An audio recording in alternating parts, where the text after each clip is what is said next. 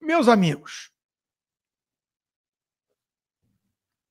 a questão da praia suscita a reflexão dos arrastões e a gente pensa em segurança. Eu sempre trago isso no âmbito da guerra cultural também, porque existe no Brasil em curso a bandidolatria.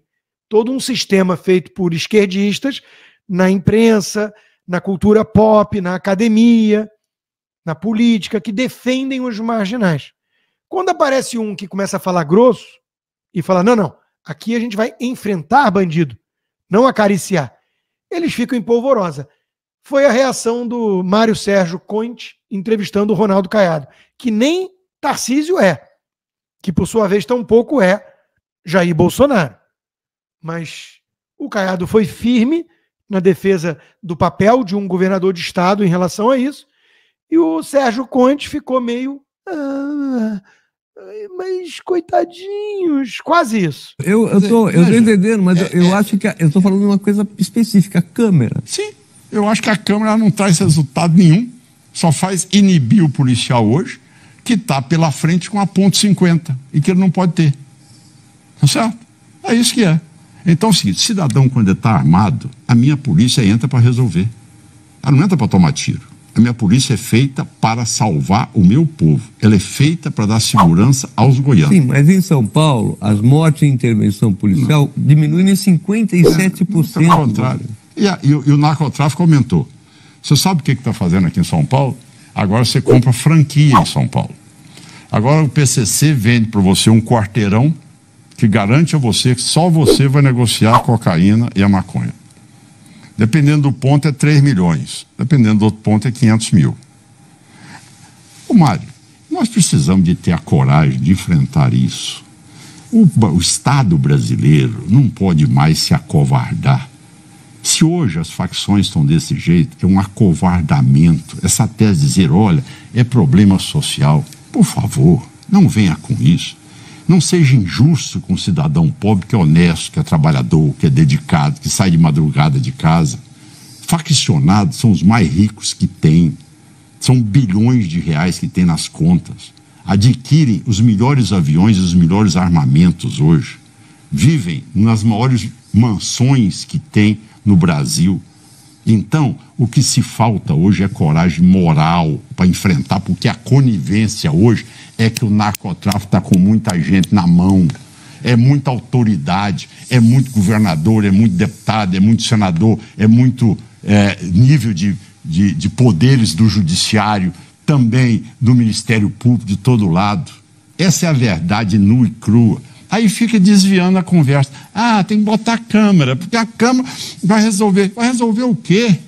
Vai resolver o quê? Você vai enfrentar a bandidagem com ponto .50, que fura carro blindado, que nós não podemos ter e que o narcotráfico tem. Tá certo, seria muita coisa a perguntar ainda, governador, mas infelizmente nós já estouramos quase 10 minutos. Fica por uma próxima oportunidade, eu vou voltar a convidá-lo. Muito obrigado pela entrevista. Nós vamos, infelizmente, ter que ficar por aqui. Encerrou logo, né? Enfim, vamos em frente. Falar um pouquinho de Covid, porque o Dr. Fauci voltou a prestar depoimento no Congresso americano e foi massacrado. Até foto de uso de cachorro em laboratório. Teve congressista mostrando para ele fazendo cara de paisagem e ela se colocando como defensora dos direitos dos animais e pressionando ele. Mas o principal, claro, foi a questão das medidas draconianas, autoritárias, que ele incentivou na pandemia e que ele teve que confessar, careciam de embasamento científico. Sabe aquela coisa de distanciamento de 6 pés, máscara para crianças? Ele foi obrigado a dizer, não era bem ciência. E muita gente alçou esse sujeito tecnocrata com o maior salário público dos Estados Unidos, $400 mil por ano, ao patamar de papa. Porque a nova religião secular é o cientificismo. E o pior é ver Felipe Neto e Vera Magalhães achando que são os profetas, os apóstolos da ciência. Olha o nível que chegou. Vera Magalhães chamando alguém de negacionista. Você acha que a Vera já leu um livro, pelo menos, de Karl Popper? Você acha mesmo? Aí temos essa capa do Telegraph. As vacinas da Covid talvez tenham culpa pelo aumento de mortes excessivas no mundo. Nada como o tempo, nada como um dia depois do outro. Claro que isso não faz com que a esquerda saia do seu bueiro com humildade e peça desculpas. Se eles fizessem isso, eles abandonariam o esquerdismo imediatamente, no ato. Porque o esquerdismo é uma união de ressentidos, invejosos, hipócritas, oportunistas, safados, psicopatas, doentes mentais e ladrões. Essa é a definição do esquerdismo. Vamos combinar, né? Essa altura a gente já percebeu isso. Então, se houvesse honestidade intelectual, eles iam virar, exageramos, desculpa, acho que a gente defendeu muita coisa no momento ali de pânico, de histeria, que não deveríamos ter defendido da forma que defendemos. Haveria uma conversa séria sobre lições a serem extraídas desse passado sombrio e recente. Não espere isso de um esquerdista. Enquanto isso, por falar de Covid, de Fauci, de Estados Unidos, Congresso americano, mais um caso de um imigrante ilegal que há poucos meses invadiu os Estados Unidos, um venezuelano de 19 anos, que atirou em policiais em Nova York. Nova York está um caos. Falei bastante desse assunto hoje na live mais cedo, pauta imigratória com a doutora Ingrid do DM Visaló, então não vou me alongar aqui, recomendo que veja, a live está disponível no canal, tá?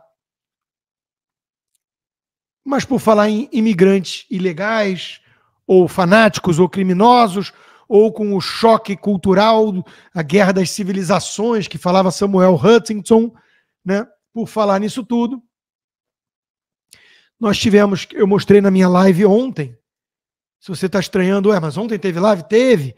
Ontem teve a conversa de boteco, que é petit comité, fechada para os meus apoiadores do Locals. Então tá aqui, rodrigoconstantino.locals.com, inscreva-se, gratuito, e torne-se um apoiador, um lanche do McDonald's por mês. Você viabiliza meu trabalho e ganha como recompensa conteúdos exclusivos, como toda segunda, conversa de boteco, e toda quarta, Cigar Bar, em que eu respondo perguntas de vocês. Então vá lá no locals.com, tem que ter VPN para acessar o conteúdo, já que o Xandão mandou o Locals banir certos produtores de conteúdo, o Locals virou e falou, não, isso eu não vou fazer, porque eu não sou capanga de ditador tupiniquim, então eu saio do Brasil. Então tem que ter VPN, mas é moleza, tá?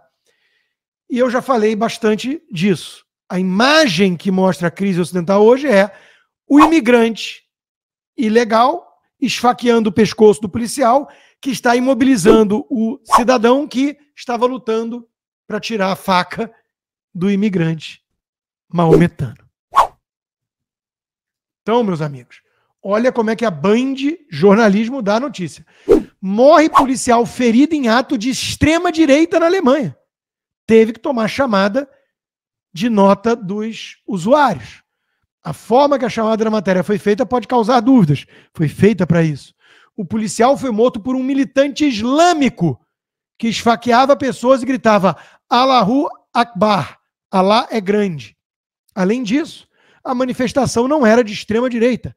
Eram apenas pessoas lutando contra a imigração ilegal, que a mídia de extrema esquerda chama de coisa de extrema-direita. Toma, desavisado. Ou melhor, desinformante. A Band hoje em dia é um canal chinês. Todo mundo sabe disso. Bom, falei de guerra cultural pra caramba. Já temos mais de meia hora de live e ainda estou em guerra cultural. Vamos agora para a guerra física. Foi o tema da minha coluna na Gazeta do Povo hoje. Uma sequência de notícias. Todas muito preocupantes. Por exemplo, aliás, as notícias estavam todas no últimas notícias da Gazeta. Lá em cima. Ou seja, coisas recentes. Do mesmo momento.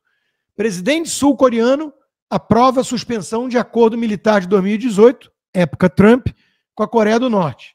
O Trump, o belicoso, o beligerante, maluco, que vai levar o mundo à Terceira Guerra Mundial, fez o maluco atômico coreano sentar na mesa de negociação. Agora, o presidente da Coreia do Sul aprovou a moção para suspender o tratado, porque, obviamente, a Coreia do Norte está agindo cada vez mais de forma agressiva, de forma ameaçadora. Enquanto isso, a Ucrânia utiliza pela primeira vez armas ocidentais para atacar alvos no território russo. Vamos escalando a guerra, porque o Lula não conseguiu resolver em 1 ano e meio de governo a guerra numa mesa de bar, até porque ele tem lado nessa guerra e é sempre o lado errado, é o lado do Putin, que a esquerda dizia que o Bolsonaro é que era próximo do Putin, porque o Bolsonaro foi tentar negociar manutenção de compra de insumos de fertilizantes para o Brasil. Enquanto isso, no Oriente Médio, foguetes lançados pelo Hezbollah provocam incêndio no norte de Israel. Vocês estão vendo que está calma a situação, está tranquila. Vocês estão vendo a tranquilidade que a gente tem no mundo hoje. E um pouquinho antes, coisa de 10 dias atrás, uma semana, censura na China e em Hong Kong. Apenas Taiwan lembrará os 35 anos do massacre da Praça Celestial, até porque a China está fazendo demonstrações militares como se estivesse ocupando Taiwan. Então, esse é o clima. Esse é o clima no mundo. Sem falar, claro, de lugares periféricos, onde a turma lulista já tocou o terror mesmo, né? Ditadura em Mianmar mata 27 pessoas em bombardeio à cerimônia de casamento. Isso é um país sob um golpe de Estado que os golpistas de Mianmar deram, né? Atacar um casamento de rebeldes. Junto a tudo isso que está acontecendo no mundo, vocês concluem o quê? Qual é a única conclusão possível? O mundo está muito mais tranquilo do que da época Trump. Não? Não é essa a conclusão? Falha minha? Puta que pariu. Então vou ter que mudar de guru. Vou ter que trocar de profeta. Oi, Guga! Oi, Guga! O mundo ficará mais suave sem Trump. Acabou o pesadelo da época Trump. Pode-se criticar Biden, tenho certeza que eu farei, mas é uma pessoa normal. Trump era mau, malvadão, menino travesso. Escrevia tweets ofensivos. Bom, não vou me alongar muito nisso, porque o objetivo nosso aqui não é tirar sarro do Guga. Tá bom, um pouquinho é. E a gente tem esse direito porque ele é um paspalho, né? Mas coisa mais séria foi o que eu fiz na coluna da Gazeta, que eu recomendo que todos assinem e leiam a minha coluna de hoje, porque gente que pensa como o Guga está no comando dos Estados Unidos. Isso é assustador. Porque a premissa deles é que se resolve esses problemas todos, que estão escalando com o Biden no poder, mandando mala de dinheiro para o Irã, piscando o olho para o Xi Jinping, fazendo um carinho no Hamas e por aí vai. É muito preocupante. Por falar em Guga, eu tenho feito uma pergunta interessante para ele que eu não tenho a resposta. Ele ia lá, falando do Mbappé, Real Madrid, do PSG, aí hoje ele falou do Palmeiras. Aí eu perguntei com toda a boa intenção do mundo, porque o objetivo nunca é tirar sarro do Guga. Oi, Guga. Até porque isso ele faz muito bem sozinho, né? Por que só em post de esporte ele abre os comentários? Quando ele fala de política é tudo fechado. Ninguém pode comentar. Fiquei perplexo com isso, né? Pô, se ele fechasse sempre, sei lá, foi uma decisão pessoal dele, ainda que esquisita para um jornalista fechar comentário, né? Tá na chuva para se molhar. Mas ele fecha só aqueles que ele fala de política. Quando ele fala de esporte, ele não fecha. Fiquei meio sem entender. Agora, eu tenho escrito textos de por que os Estados Unidos não ganham mais guerras, não vencem mais guerras. Escrevi um inspirado no Ben Shapiro. Teve gente cobrando, né? Você faltou dar os créditos ao Ben Shapiro. Estou dando agora, então, tudo bem. Mas citei outras coisas, citei o Victor Davis Hanson, mas ok, foi inspirado no programa dele. E eu tenho um bom vídeo aqui sobre isso, porque o que nós estamos vendo tem a ver com o resultado inexorável das ideias progressistas que um Guga da vida endossa. E é por isso que a gente está vendo cada vez mais o Ocidente enfraquecido por coisas como... O PSOL protocolou uma ação no Supremo Tribunal Federal para derrubar a lei que instituiu as escolas cívico-militares no estado de São Paulo. A legislação foi sancionada recentemente pelo governador Tarcísio de Freitas. Segundo o pedido, a lei agride a Constituição Federal por criar um novo modelo educacional ao atribuir aos policiais da reserva a elaboração de atividades extracurriculares. Para o partido, essa prerrogativa pertence exclusivamente à União. Os autores da ação também alegam que o programa agride a Lei de Diretrizes e Base da Educação e também os planos nacional e estadual de educação. Iniciamos a nossa rodada aqui de comentários, dando as boas-vindas a Adalberto Piotto. Muito boa noite. Casa cheia aqui em Oeste Sem Filtro. Hoje todos no estúdio sejam muito bem-vindos. Quero aproveitar e mandar um beijo para Ana Paula Henke. Essa semana está de folga. Teremos uma noite aqui com 4 comentaristas em Oeste Sem Filtro. O Adalberto Piotto. Vamos lembrar aqui, então, que essa lei que estabeleceu as escolas cívico-militares foi aprovada pela LESP, Assembleia Legislativa aqui do Estado de São Paulo, no último dia 21, sancionada pelo governador Tarcísio de Freitas. A expectativa do governo é implementar entre 50 e 100 escolas no ano que vem, 2025. E agora a gente traz aqui, então, essa notícia da judicialização do caso, o PSOL levando a questão para o Supremo Tribunal Federal.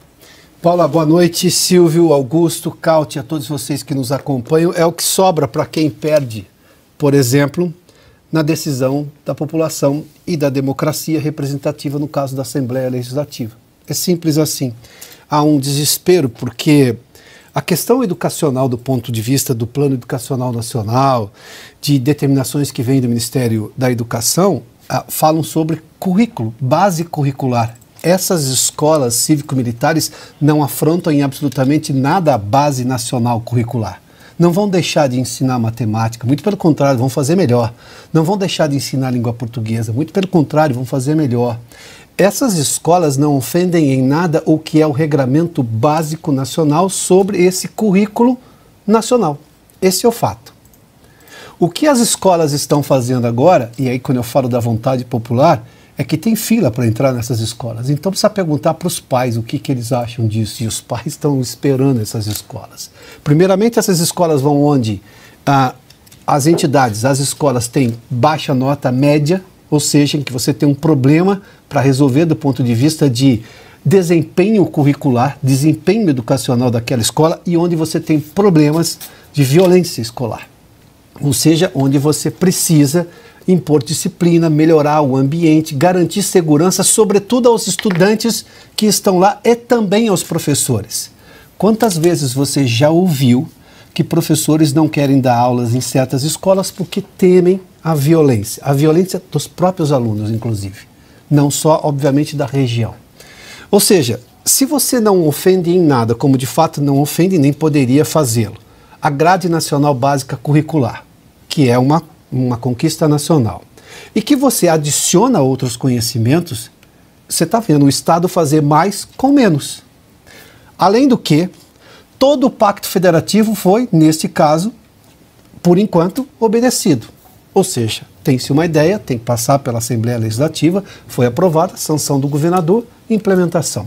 Se o Supremo, acaso, pensar nessa ideia de interferir numa decisão que é dos estados, porque não ofende, de novo, a base nacional curricular, ninguém vai mexer no ensino de matemática e língua portuguesa, vai fazê-lo melhor, aí a gente está ofendendo o Pacto Federativo, que é constitucional.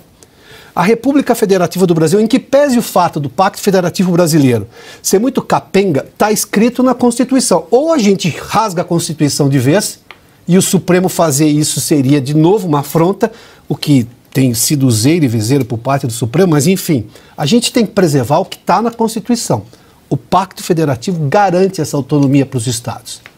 Não de mexer, de novo, eu vou insistir neste ponto, ninguém está alterando a base nacional curricular, está ampliando com novos conhecimentos e uma nova gestão diante de uma situação educacional no Brasil que hoje é delicada. E qualquer iniciativa que melhore, sobretudo com aprovação pela Assembleia, e mais que isso, desejo dos pais que fazem fila para colocar seus filhos nessas escolas, convenhamos, o PSOL deveria pensar em fazer alguma coisa de útil para o país. Carlo Cauti hoje conosco, muito boa noite, seja bem-vindo. Carlo Cauti, quero trazer aqui que essa iniciativa de propor essa ação no Supremo Tribunal Federal é de iniciativa, então, do deputado estadual Carlos Gianesi, da deputada federal Luciane Cavalcante e também do vereador Celso Gianesi, todos do PSOL de São Paulo. E, Carlo Cauti, quero trazer aqui o Gianesi, perdão. Quero só trazer aqui a manifestação do PSOL em relação a essa legislação, abro aspas aqui, para o deputado Carlos Gianesi. Vamos lá. Temos a expectativa de que a lei seja derrubada. Seria muito difícil o STF não dar uma liminar. Caso o nosso caso não seja recepcionado no STF, vamos denunciar a lei na Unesco. São Paulo tem a maior rede de ensino da América Latina e o efeito devastador desse programa é muito grande. E aí vou ainda mais para aspas ali do deputado. O programa vai doutrinar um exército de pessoas para entrar na extrema-direita, fecho aspas aqui para o Gianesi, deputado estadual do PSOL. Boa noite, Carlo Cauti, seja bem-vindo. Boa noite, Paula. Com essas frases já começamos o programa no grotesco, né? Boa noite, Piotr, boa noite, Silvia, boa noite, mestre Augusto. Bom, primeiramente, esses deputados que ousam, né, se permitem falar de educação, demonstram uma profunda ignorância, porque vão querer recorrer à Unesco, que é o órgão da ONU que avalia somente questões educacionais, que promove, na verdade, a educação e não tem poder judicial nenhum. Então, ou seja, eles querem falar de educação e não sabem nem para que funciona a Unesco. Nenhuma surpresa vindo do PSOL, né? Daqui a pouco, se a Unesco também, se a gente falar não temos competência sobre isso, vão recorrer para quem? Para o Tribunal Celeste? Porque, não sei, a bancada do PSOL acabou de se autoproclamar a bancada da choradeira. Porque se eles não conseguem obter nada nas urnas ou nos instrumentos democráticos normais, né, numa votação, numa assembleia, porque simplesmente não tem voto. Eles são um partido nanico, que não representa ninguém, senão poucos militantes, maioria deles, inclusive, oriundos de faculdades públicas ou de escolas, muitos professores de escolas públicas, não conseguem representar nenhuma fatia relevante da sociedade, então eles têm que ir chorando para tribunais que aí sim têm um alinhamento ideológico com eles e acabam acatando esses pedidos. Mas, de novo, além dessa profunda ignorância, não saber quem faz o quê, né, qual órgão faz o quê, e essa incapacidade de convencer a população em votar para eles, eles ignoram os dados. Como o Piotr estava falando, escolas cívico-militares têm dados melhores, dados educacionais melhores do que as escolas tradicionais. Tem uma evasão escolar muito menor. Tem professores que faltam muito menos. Não tem problemas de drogas, não tem problemas de violência. A disciplina é muito melhor, é muito mais eficaz. O sistema de ensino é mais eficaz e os alunos, e essa coisa mais importante, tem um desempenho muito melhor do que alunos de outras escolas, inclusive privadas, inclusive escolas particulares, em termos de vestibular, em termos de desempenho no mercado de trabalho, entre outras coisas. Ou seja, por que destruir aquilo que está dando certo por meras questões ideológicas? E termino, Paula, só relembrando para o nosso público, as escolas públicas brasileiras, infelizmente, por tempo demais, se tornaram um bastião ideológico da extrema esquerda no Brasil. Uma esquerda alienada da população, que cada vez mais está afastando quem pode, quem tem capacidade econômica da escola pública, que retiram os seus filhos de lá e colocam em escolas privadas, e em qualquer alternativa é válida. E escolas cívico-militares são uma alternativa válida, porque são escolas públicas, mas com disciplina e com ensino bem feito, como os pais gostariam que fossem em todas as escolas. Ou seja, mais uma vez, a esquerda detesta a coisa mais clara nessa discussão, ou seja, a concorrência entre escolas, que demonstra a falência do sistema educacional brasileiro, ideologizado e carcomido, e o benefício de escolas cívico-militares em todos os aspectos. Augusto Nunes, muito boa noite. Eu trouxe aqui o argumento do deputado do PSOL. Agora gostaria de trazer aqui um trecho da declaração do governador Tarcísio de Freitas quando sancionou essa lei aí que institui as escolas cívico-militares aqui no estado de São Paulo. Ele disse o seguinte, aspas aqui para Tarcísio: a gente coloca uma opção adicional no cardápio, as escolas cívico-militares, para criar um ambiente onde tenhamos mais segurança, onde possa desenvolver o civismo, fazer com que a disciplina seja o vetor da melhoria da qualidade de ensino. A adesão é voluntária. Ninguém vai ser obrigado a estudar em uma escola cívico-militar, só vai quem quiser, fecho aspas, para o governador. Ou seja, trata-se aí de uma escolha e não de uma imposição aí do Estado. Mais uma opção, como lembrou o Carlos, concorrência, né? Boa noite. Boa noite, Paula, nossa chefe, Silvio, meu irmão. Meu querido Piotr, meu amigo Carlos, como é que pode ser contra a criação de escolas? É uma coisa surrealista. Num país que tem 15 milhões de analfabetos reconhecidos, não estão incluídos os analfabetos funcionais, aí, como o presidente da República e quase a totalidade do PSOL. Né? Eu não entendo isso. Eu, quando estudava no Rio de Janeiro, eu estava na faculdade, o sonho de muitos jovens era o Colégio Dom Pedro II, que era um colégio militar. Né? Eu tive um primo que estudou no Dom Pedro II e ele foi... morreu muito cedo, mas ele estava se tornando um belíssimo engenheiro. Ele aprendeu muito, era um colégio modelo. Agora, mais escolas eficazes, né, eficientes, que sabem alfabetizar, ensinar, né, preparar as pessoas para a vida, eles são contra por quê?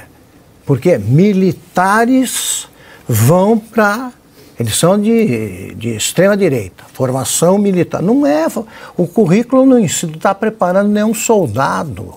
E ainda que fosse assim, como é que pode alguém dar palpite sobre escolas se, como é o caso de todos os militantes do PSOL, primeiro, sonham com a União Soviética, né, que era controlada pelos militares.